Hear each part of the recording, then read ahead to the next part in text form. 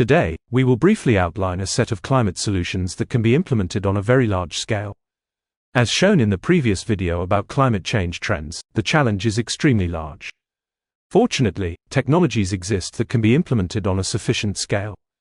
Now we will introduce a range of proven climate solutions that are complementary to each other and can be scaled up globally to mitigate billions of tons of CO2 emissions.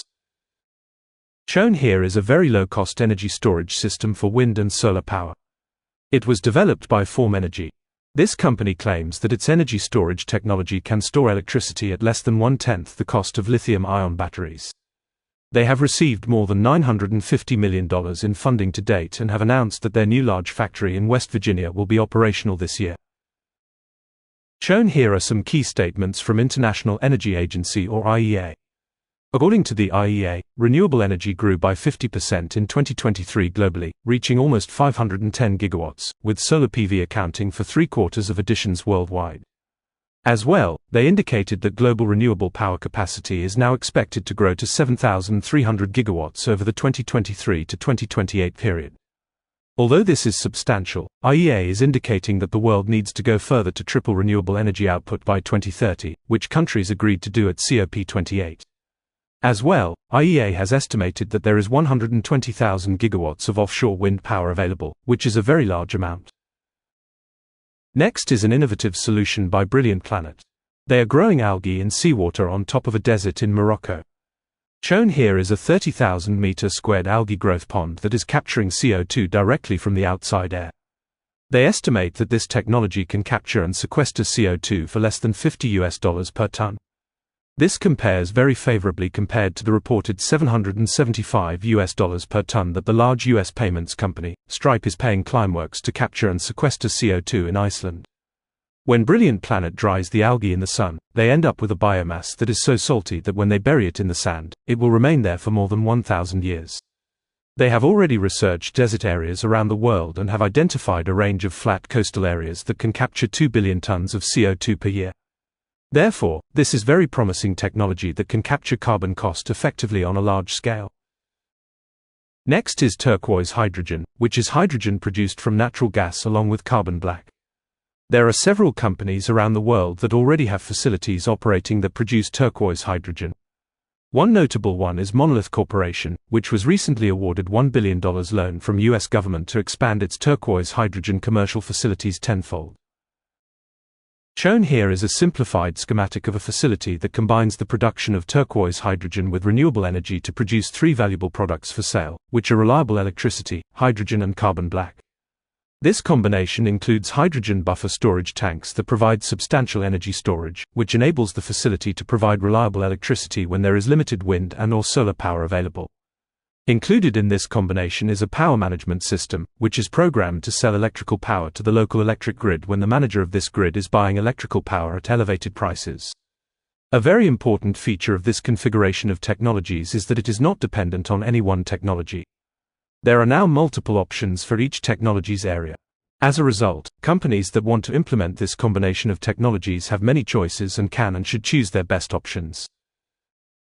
Recycled carbon methanol is general term for methanol produced from captured CO2, which includes the more specific subtypes such as green and renewable methanol. This climate solution is already growing rapidly and can be implemented on a large scale. It is produced from CO2 and hydrogen and can be used to replace fossil fuels as well as make products like plastic. Shown here is a commercial-scale recycled carbon methanol plant in China that produces in approximately 110,000 metric tons of this product each year. Carbon Recycling International has built this plant and is developing several more in other countries. The demand for renewable methanol is growing quickly. For example, the global shipping company, Maersk, announced it is planning to purchase 730,000 tons per year of renewable methanol by end of 2025. This amount of renewable methanol will effectively reduce the emissions of their shipping activities by about 1 million tons of CO2 per year. The demand for renewable methanol is growing very quickly. For example, according to BIS Research, the global renewable methanol market is projected to reach $3 billion by 2031 from $0.12 billion a decade earlier, which is a compounding annual growth rate of in the range of 40%. Another significant climate solution is biochar, which is made by heating biomass in an oxygen-limited environment. Along with storing carbon in soil for hundreds of years, biochar enables this soil to grow significantly more food. As shown in this image, there is substantially more crop growth in soil that has been enhanced with 15 tons of biochar per hectare than soil with no biochar. There is a wide range of technologies that can produce biochar. One technology that can produce biochar on a large scale is a gasifier-based system developed by a company called ICM. A set of 2 of their Model 300 gasifier units can produce over 100 tons per day of biochar as well as 16 megawatts of electrical power when operating.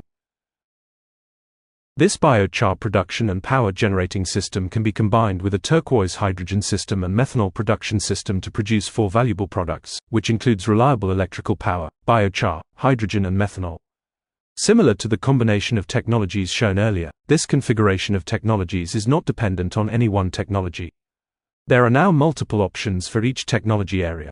As a result, companies that want to implement this combination of technologies have many choices and can and should choose their best options. You may recall hearing about the $100 million X Prize for carbon removal a few years ago that has been funded by Elon Musk.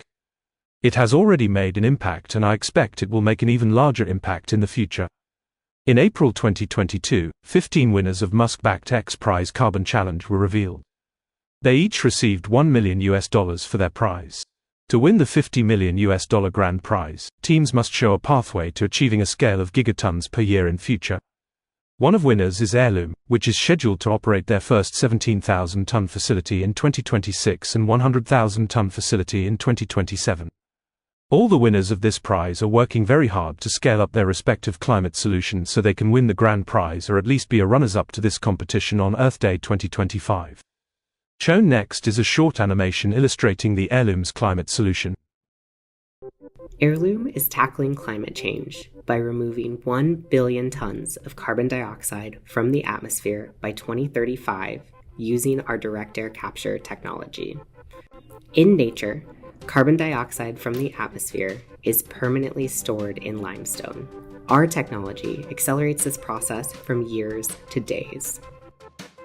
Heirloom takes crushed limestone and heats it in a kiln powered by renewable energy. This process separates it into carbon dioxide and calcium oxide powder and then extracts the CO2 to be stored permanently underground. Next, we hydrate the calcium oxide powder with water to form calcium hydroxide and spread the powder onto large trays. Over roughly 3 days, the calcium hydroxide powder captures carbon dioxide from the air and becomes limestone. We send the limestone back to the kiln where the entire cycle begins again. Modular, scalable, low cost, restoring balance to our atmosphere.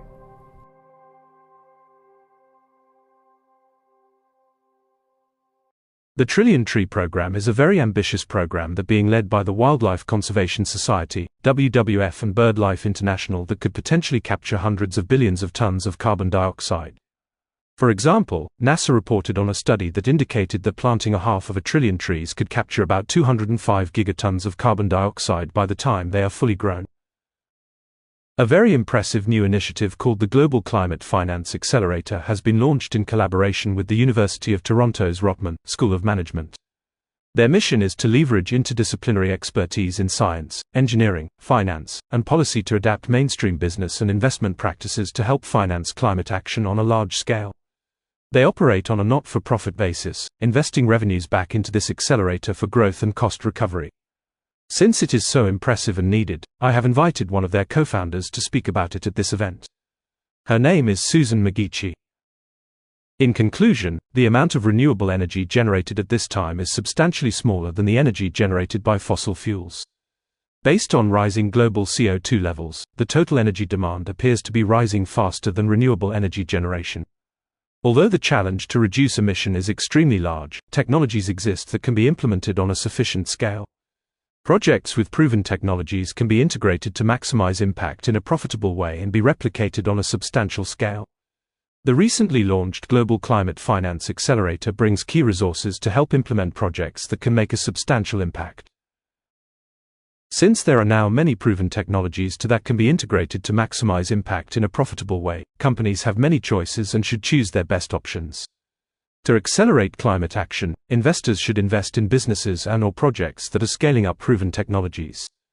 Since the Global Climate Finance Accelerator can help accelerate projects, investors should consider investing in companies that are being supported by this accelerator.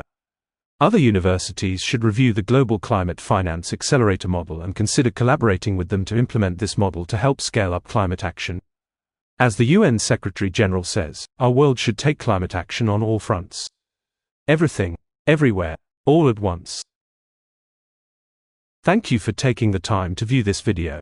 If you are interested in more detailed information about these opportunities, including links to websites of organizations mentioned in this video, please visit climatesan.org/LSCA.